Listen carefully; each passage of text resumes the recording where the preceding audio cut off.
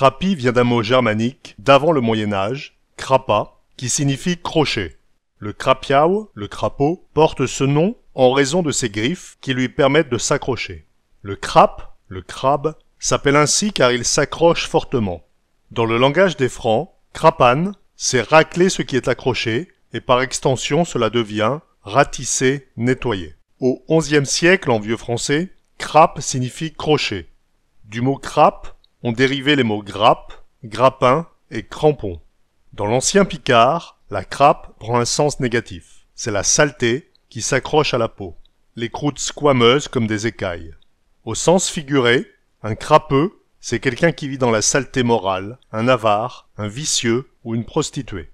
Dans le boulonnais, les crapes ce sont les croûtes de lait sur le cuir chevelu des bébés ou la saleté accrochée sur les enfants. Par la suite, un crapé ou un crapeille, ou bien les crapabes, ce sont les enfants eux-mêmes, car ils sont souvent sales. Oh, il a des crapes à tout partout. Il a des saletés, des croûtes partout. Ah, il y a des crapes tout partout. Tout partout, il a des crapes, lui.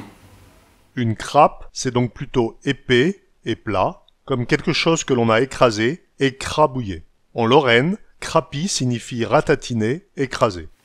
Ah, il a des crapes d'esthète. Lui, il a des crapes d'esthète. Hein. Regarde-le, lui, là. Il a des crapes d'esthète. Il est crasseux, il a la tête sale. Le mot crasse, qui vient du latin crassus, qui signifie épais, gros, n'a pas la même origine que crape, mais les sens des deux mots ont fusionné dans le langage courant. Il a de le crasse d'insthète. Crapigner, c'est gratter ses crapes, ou gratter le sol, ratisser. Des crapes signifie va voir ailleurs, laisse-moi tranquille, lâche-moi. C'est à la fois quelque chose ou quelqu'un qui nous ennuie et qui s'accroche. On peut dire également des crapèches. On pourrait, comme au Canada, le traduire par les 5 mots du mot. Carla s'accroche souvent aux semelles des chaussures et on a des difficultés pour l'enlever. Rien de crapiste, là. Quel crasseux, il est tout crasseux celui-là. Bon, bah dis-le le crapiste, il a, on dirait le petit fieu gros dégueulasse. Ah, rien de crapi.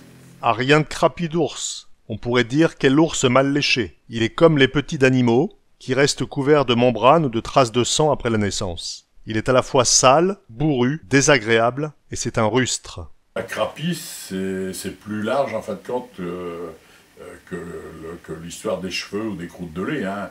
Crapie, c'est vraiment sale. Hein, mais sale au sens où comment quelqu'un qui s'est sali sans faire attention. Quoi, hein. Une maison elle est crapie, bah, c'est parce qu'il y a un petit peu de saleté dans tous les coins. Il a sa piaou crapi. Sa peau est toute sale. T'as pas honte de rentrer tout crapi comme ça? Je vais te récurer à le brosse de chien à dents et au savon noir. N'es-tu pas honteux de revenir tout sale ainsi? Je vais devoir te frotter très durement pour enlever toute cette saleté. Tiens, t'es un crapi, là. Viens ici que je te détoule, là. Tu es un crasseux, je vais te laver les cheveux. Oh, t'es un crapiti. Viens ici que je te détoule. D'où c'est que t'as encore été joué? T'as reviens tout crapi, là? Où as-tu encore été traîné pour revenir ainsi tout sale? D'où que t'as encore été joué que t'as reviens tout crapi? Monster et de Margot. Selon les endroits du pays boulonnais, ou même selon les quartiers de Boulogne ou les familles, des variantes de crapi sont employées. Craspec, craspette, crapette, crawette ou cracra. Une crapette, c'est une femme sale qui n'entretient pas sa maison. T'es va à la maison de la crapette, t'es va pas être déçu du voyage. Cette maison elle ressemble à un étable à vac. Ou bien, cette baraque elle est rudement crapie. Sa maison est vraiment sale. T'es tout crapoteux, mon de crapiave. Tu es tout crasseux comme le crapaud qui est couvert de boue ou de terre séchée. Être crapoteux signifie également avoir un comportement sordide. La saleté, c'est la crapissure, ou bien la crapiteille. Guette-me-le, il est d'une crapiteille du tonnerre, style. Regarde la saleté impressionnante qu'il a. Crapir, c'est salir, rendre crasseux. Décrapir un enfant, c'est enlever la saleté accrochée, le décrasser. Décrapir un tio, c'était y enlever tous ces croûtes de lait. Va te décraper, t'as du brin plein tes dents. Va te décrasser les dents. Va te décraper, espèce de dramonave. Va te décrasser, tu es noir comme un ramoneur. Il a des crapes d'insthète, hein, ou des croûtes de lait. Hein, on a réussi à le décrapir. Mais on disait plutôt décraper, à ce moment-là, quand on enlevait les croûtes, au lieu de décrapir. Décrapir, c'était laver, alors que décraper, c'était enlever les crapes. Ouais. En vieux français, escraper signifie gratter, racler, nettoyer en grattant la surface d'un légume que l'on vient de cueillir ou de sortir de terre. Par exemple, on peut écraper des betteraves en enlevant la terre qui les recouvre. Et une fois bien écrapées, on pourra s'en servir pour les guenelles. Après avoir nettoyé son enfant, on dit Il est tout écrapaille. « il est complètement décrassé ». On peut écraper ses pieds, se décrasser les pieds. Au sens figuré, lorsqu'on dit d'un enfant « il est écrapaille », c'est que le plus gros de son éducation a été faite, comme si on l'avait décrassé intellectuellement. Il est dégrossi, il est sorti de l'ornière, il a reçu les premiers éléments d'instruction, d'éducation et de savoir-vivre. L'écrapette, c'est une brosse à manches, un instrument rugueux ou métallique, servant à gratter, à nettoyer la vaisselle par exemple. Prends les crapettes là, pour les casseroles. Pour moi, tu les auras pas, hein. Prends les crapettes pour faire les casseroles, sinon t'elles l'aura pas. Passe-moi les crapettes là. Passe-moi les crapettes. L'écrapette est également la balayette des WC. Un écrapette aussi, une écrapette, ben c'est vrai que c'était ça pouvait être un genre de balai qui servait un petit peu à tout, hein, à faire la vaisselle par exemple, hein, c'est l'exemple qu'on discutait.